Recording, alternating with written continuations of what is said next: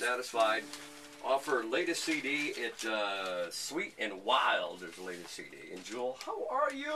Hi, how are you guys? Very good. Good, I'm glad to be here. You got 3 mics up on you. And you know what, I just noticed with the, Ellen McNamara from ABC Action News, she's got her big TV spotlight on you, right? And the glitter around you, it's sort of like a bronze. I am glitified, aren't I? I love that. It's very hot. Is that a what is that product? It's actually blush that I smeared all over my arms. So there you go. It's Is called it, multi-purposing. Really? I like it. Well, no, I like that. Is that the name of the product? It's called multi-purposing? No, I think it's going to be my line. Oh, okay. Multifunctional purpose. It sounds like plumbing, but no, it isn't. No, it's got kind of a cool little bronze glitter to it. I like it. It's kind of hot. It's hot. Well, thank you very much, good sir, for noticing. Now, so anyway, so Randy's watching ABC and sees you on Good Morning America, and you're on the Regis and Kelly show yesterday. Yeah. You were busy up in New York. I was, and I came down here last night and did a HSN for a pre-sale of the album. Yeah.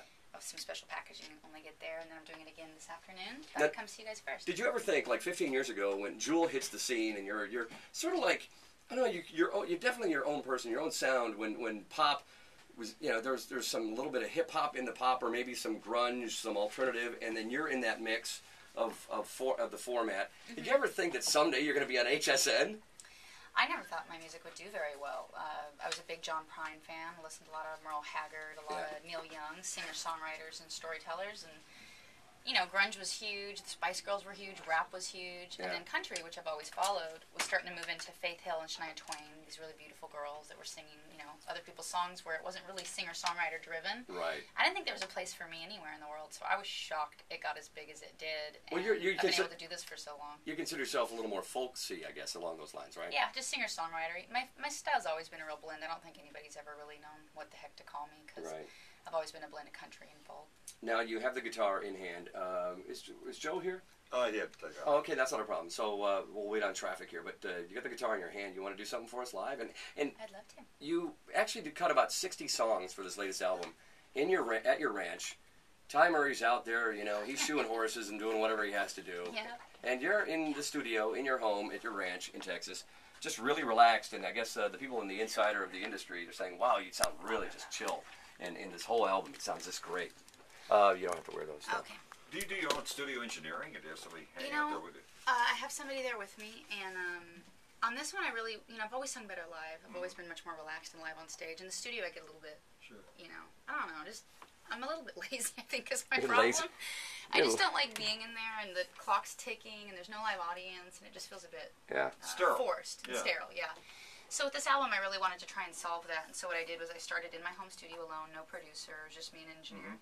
And I would lay these songs down, I'd arrange them, pick the tempo, and lay down the guitar and the vocal. And then I took that guitar vocal and took that to Nashville.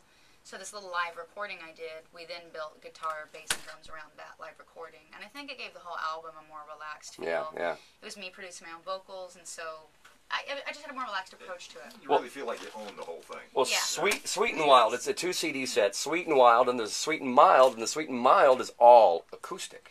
Yeah, there's going to be the regular CD, which is Sweet and Wild, and then there's a deluxe edition that'll be this double CD. And I decided to go ahead and let people hear those original acoustic tracks that I started the album with. Now, do you know the numbers and how you did last night at 5:30 or so on HSN? You know, did they tell you? Because funny, Ty asked me that too, and we were just so exhausted we got to perform he goes, in the morning. "Hey, honey, what are the numbers?"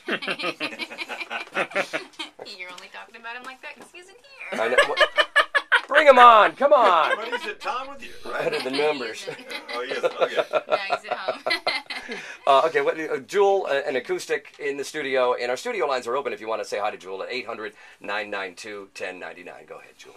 This is a song I actually wrote after Ty and I got in a fight. I'm sure that doesn't happen to any other couples. No. You know, the rare occasional fight. Honey, I don't want to see the numbers.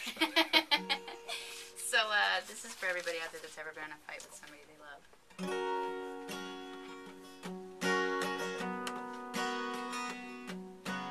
Whoever said love is easy must have never been in love. Sometimes it's a landmine when the wrong step and it blows up. A word, a look, lights a hidden view. It's hard to see just what you have when you're seeing red. And easy to do something that you know we'll both regret. I have to stop, think, count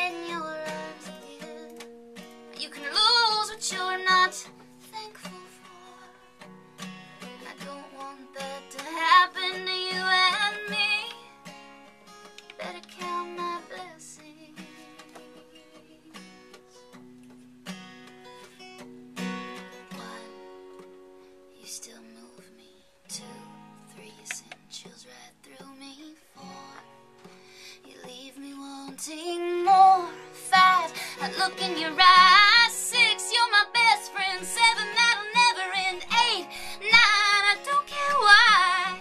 But thank God it happens every time. 'Cause by the time I get to 10, oh, by the time I get to 10, oh, I can see how blessed I've been.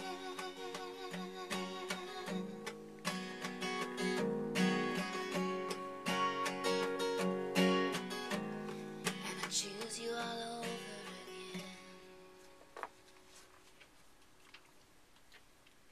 I have nothing to say. That's terrific. Wow. It's, you know what I've always loved about you, and that is that, you know, when people sing, they want to go, ah, the men of La Mancha, you know, ah, they want to project. You're just like so flawlessly, like right here. And you hit every note perfect. Right here. It just drives me crazy. Well, you hit the heartstrings just right, too. I mean, Yeah. anybody who's ever lived on that page knows exactly what you're singing Yeah. about. You're like, Yeah. 1, da da da da da da da, 2. I mean, it just drives me crazy. I mean, it's so like you're right on it without really having to really project it. So with ease with you, almost like as if you don't have to sing. It just comes right out.